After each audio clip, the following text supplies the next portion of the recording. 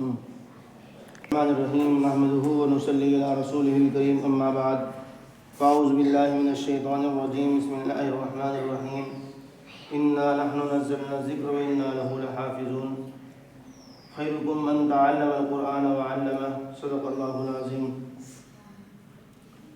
عزیز طلباء و طالبات،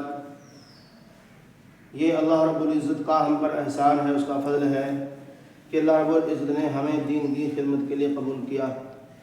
نہیں تو ہمارے بہت سارے بھائی ایسے ہیں جو دنیاوی مشغلوں کے اندر، دنیاوی دھندوں کے اندر ایسے مغن ہیں کہ انہیں دین کی کوئی خبر نہیں ہے۔ یہ تو ہم اللہ کا شکریہ ادا کریں کہ اللہ رب العزت نے ہمیں دین کے لیے قبول کیا ہے۔ نہیں تو میرے پیارو، اگر انسان دین کے کام میں نہیں لگا ہوا ہے، بددینی ہے اس کی زندگی کے اندر، تو اس کے ایمان کا بھی خطرہ ہے، کیونکہ جب تک کہ ایمان کا تقرار نہیں ہوگا، ایمان کی باتیں نہیں ہوگی، تو ایمان جو ہے انسان گھٹتا اور بڑھتا رہتا ہے۔ جب ایمان کی باتیں ہوگی تو ایمان بڑھے گا، جب ایمان کی باتیں انسان کرنے چھوڑ دے گا تو ایمان بڑھ جائے گا۔ جو ابھی آیت شریفہ پڑھی ہے قرآن پاک کی، اس کے اندر اللہ رب العزت نے فرمایا کہ ہم نے ہی قرآن پاک کو اتارا اور ہمیں اس کی حفاظت فرمائیں گے۔ جتنے حافظ بنتے ہیں وہ بڑے ہی مبارکباد کے مستحق ہیں۔ یہ فرمایا ہے ایک حافظ قرآن جو ہے 10 ایسے آدمیوں کو جہنم سے نکلوائے گا جن کا جہنم میں جانے کا اعلان ہو چکا، اور اللہ رب العزت سے سفارش کرے گا کہ اللہ پاک ان کی تو مغفرت فرما دیجئے، تو اللہ پاک اس حافظ قرآن کی برکت سے ان کی مغفرت فرما دیں گے۔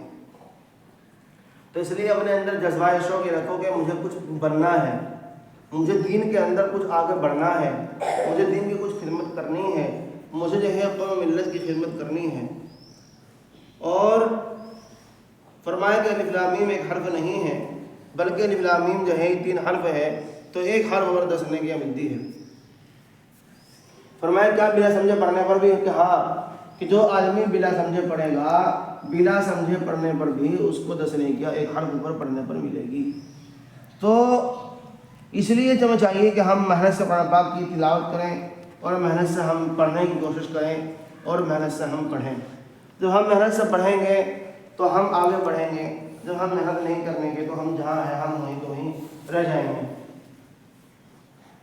اور آگے حدیث فرمائی کہ خیرکم من تعلم القرآن وعلمہ، کہ تم میں بہترین آدمی وہ ہیں جو قرآن کو سیکھے اور دوسروں کو سکھائے۔ جو قرآن کو سیکھے گا اور دوسروں کو سکھائے گا، فرمایا کہ مرنے کے بعد جو ہے انسان کے ہر اعمال بند ہو جاتے ہیں، ایک بار سبحان اللہ کہنے کا بھی اس کو موقع نہیں ملتا ہے، لیکن مرنے کے بعد بھی کچھ صدقہ جاریہ اس کے باقی رہتے ہیں، جو مرنے کے بعد اس کو اجر اور ثواب ملتا رہتا ہے۔ فرمایا کہ اس میں ایک ہے صدقہ جاریہ۔ اگر ہم نے کہیں مسجد بنوا دی، مدرسہ بنوا دیا، یا ہم نے کسی کو پڑھا دیا، یا ہم نے کسی کو پڑھوا دیا، تو اس کا مرنے کے بعد بھی ہمیں ثواب ملتا رہے گا۔ اگر ہم پڑھ نہیں سکتے تو ہمیں چاہیے کہ ہم پڑھنے والوں کی اعانت کریں، ان کی مدد کریں۔ اگر ہم پوری مکمل مسجد نہیں بنوا سکتے تو ہمیں چاہیے کہ ہم، اگر بن رہی ہے اس کے اندر ہم کچھ حصہ لے لیں، مدرسہ بن رہا ہے ہم اس کے اندر کچھ حصہ لے لیں، تو اللہ پاک ہمیں پورا کا پورا اجر اور ثواب دے گا۔ فرمایا کہ بخشنے والے کے لیے چاہے اس کا نام لے لو کہ بخشے نہ بخشے، لیکن ایٹومیٹکلی خود بخود جو ہے اس کی قبر کے اندر ثواب پہنچتا رہے گا۔ تو ہم اگر اچھا قرآن پڑھیں گے اور ہمارے وارثین کے انتقال ہو جائیں گے، ہمارے والدین کے انتقال ہو جائیں گے، تو جب ہم قرآن پاک پڑھیں گے تو ہمارے پڑھنے کا ثواب ہمارے والدین کو ضرور بھی ضرور پہنچے گا۔ تو اس لیے محنت کی ضرورت ہے، باتیں نہیں کرنی ہے۔ آج سے تم یہاں بیٹھ کر کے اللہ سے یہ وعدہ کرو کہ انشاءاللہ ہم آج کے بعد درسگاہ میں بیٹھ کر کے باتیں یا ہلہ گلا شور نہیں کریں گے۔ ہمیں کچھ بننا ہے، جب ہم کچھ بنیں گے تو نام روشن ہوگا تمہارے وارثین کا، تمہارا خود کا، تمہارے استاد کا، تمہارے مدرسے کا، اور سب سے پہلا خود کو اس کا فائدہ پہنچے گا، کیونکہ اس کی زندگی بنے گی، اس کی آخرت بھی بنے گی۔ تو اس لیے میرے پیارے بچوں، خوب محنت کی ضرورت ہے، خوب محنت کرو اور ہر لائن میں آگے بڑھو۔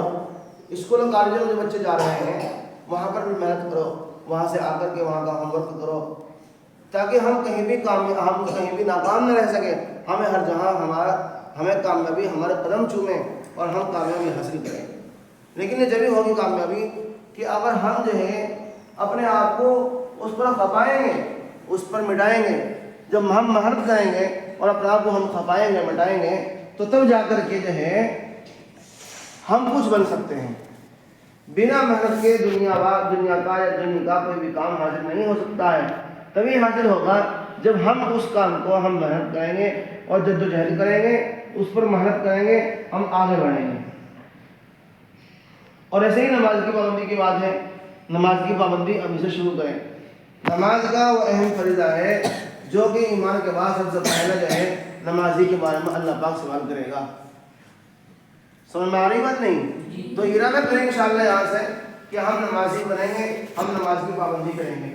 جیسے ہمارے استاد ہمارے ماں باپ ہمیں جو ہے اچھی بات بتائیں گے, ہم ان اچھی باتوں پر عمل کریں گے.